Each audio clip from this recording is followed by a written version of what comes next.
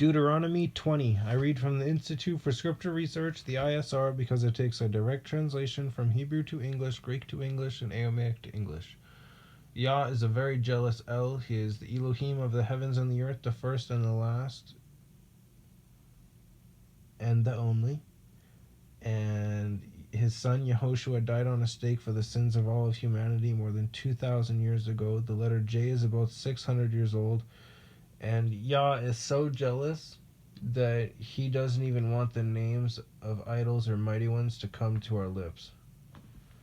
Deuteronomy 20. When you go out to battle against your enemies and shall see horses and chariots and people more numerous than you, do not be afraid of them, for Yah your Elohim, who brought you up from the land of Mitzrayim, is with you. And it shall be when you draw near to the battle that the priest shall come and speak to the people, and shall say to them, Hear, O Israel, you are drawing near today to battle with your enemies. Do not let your heart faint.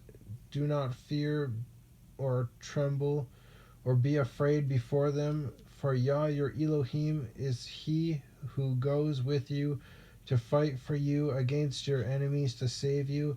And the officers shall speak to the people, saying, Who is the man who has built a new house and has not dedicated it? I don't know what that means. Let him go and return to his house, lest he die in the battle, and another man dedicate it. I don't know what that means either. Is it like claiming it? Like it's your land or something? I don't know. And who is the man who has planted a vineyard and has not begun to use it? Let him also go and return to his house, lest he die in the battle, and another man should begin to use it. Okay, well, I started growing. The moment I got seeds, the next couple days I got dirt, and the next couple days I had planted. Because we had to let the dirt thaw out because it was outside, and I live in Canada where it's nice and cold. And I'm growing all my stuff inside. Well, me and my mom are growing all the stuff inside. That way we can grow it year round. We don't have to wait for seasons because Canada gets really cold, and all the stuff we'd want to grow would die. Let him go and return to his house. Oh, okay. And who is the man who has planted a vineyard and has not begun to use it? Oh, I'm down here. Never mind. And another man should begin to use it, telling him to go home. And who is the man who is engaged to a woman and has not taken her? Let him go and return to his house, lest he die in the battle, and another man take her. Well, if he dies in battle, then another man can take her instead of just dying in battle and leaving her to be a widow.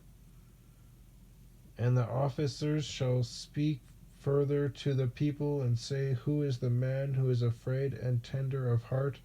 Let him go and return to his house, lest the heart of his brothers faint like his heart. And it shall be, when the officers have finished speaking to the people, that they shall appoint commanders of the divisions to lead the people.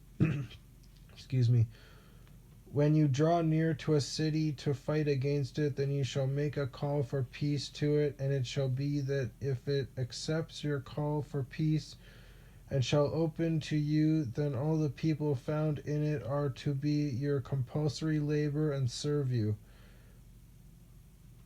But if it does not make peace with you and shall fight against you, then you shall besiege it, and Yah your Elohim shall give it into your hands, and you shall strike every male in it with the edge of the sword, only the women and the little ones and the livestock and all that is in the city. All its spoil you take as plunder for yourself, and you shall eat the enemy's plunder which Yah your Elohim gives you. Do so to all the cities which are very far from you, which are not of the cities of these nations, only of the cities of these peoples which Yah your Elohim gives you as an inheritance. Do you not keep alive any that breathe? You do not. Only of the cities of these peoples which Yah your Elohim gives you as an inheritance, as an inheritance, you do not keep any, you do not keep alive any that breathe.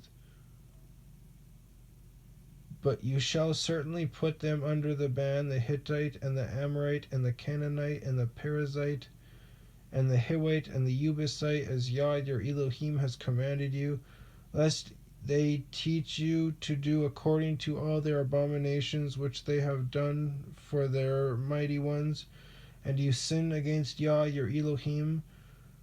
When you besiege a city for a long time by fighting against it to take it, you do not destroy its trees by wielding an axe against them. If you do eat of them, do not cut them down, for is the tree of the field a man to be besieged by you? Only the trees which you know are not trees for food you do destroy and cut down, to build besiege works against the city that is fighting against you until it falls. I just want to point out, when they point out the Amorites and the Canaanite and the Perizzites and the Hivite and the Jebusites, nowhere in there does it say Palestine. So Israel, what they're doing right now, trying to take over Palestine, because in the olden days, if you check out before the map, how it looked before Israel became a nation, Palestine is not in there. And they were never supposed to be a nation. They 100% supported the murder of their own Jews in Germany in order to make themselves a nation. They don't care about anyone.